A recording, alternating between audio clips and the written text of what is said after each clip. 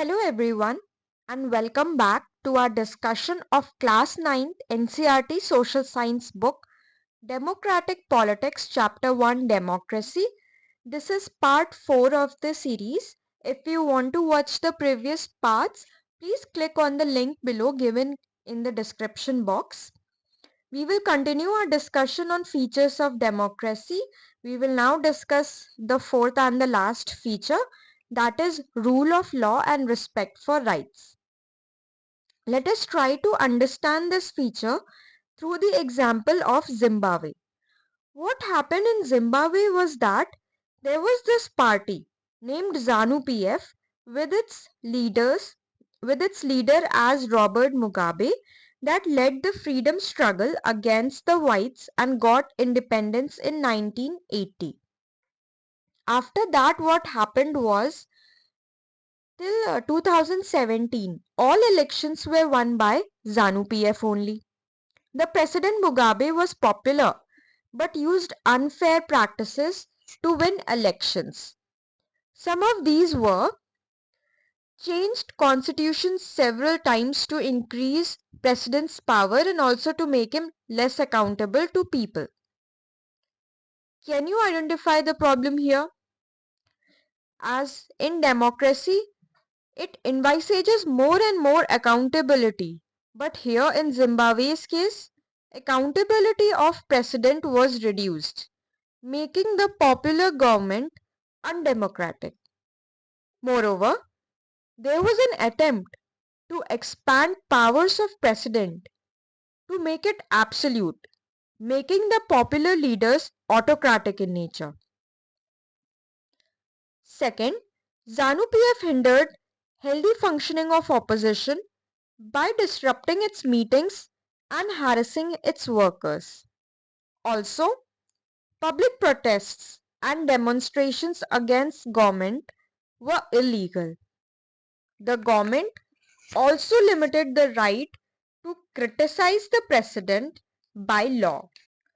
The government controlled media, TV and radio that brainwashed people's mind in its own favor by giving out only one-sided parties' narratives to cover up its corrupt practices. Moreover, the government also harassed those journalists that went against government. Now can you identify the problems? In democracy, the government cannot do whatever it likes, even though it has majority and has won elections, unlike the case in Zimbabwe. The government has to protect certain rights of citizens, and every major decision has to go through consultation from all stakeholders. The government must also ensure healthy political working through adequate space for opposition to work and thrive.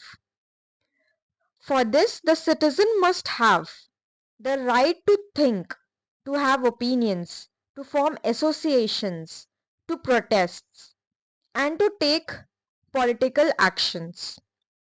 The problem was also that these things were not practiced and ensured by Zimbabwe's government. Also, ZANU-PF government pressurized judges for favorable verdicts and ignored judgments that went against it. In a healthy democracy, the judiciary is protected and independent. Judiciary is itself the protector of rights and ensures that its orders are obeyed by everyone. It also ensures everyone is treated equally without any bias. The problem was that this was not happening in Zimbabwe. The government tried to influence and dominate every government machinery that went against it and kept a check on it.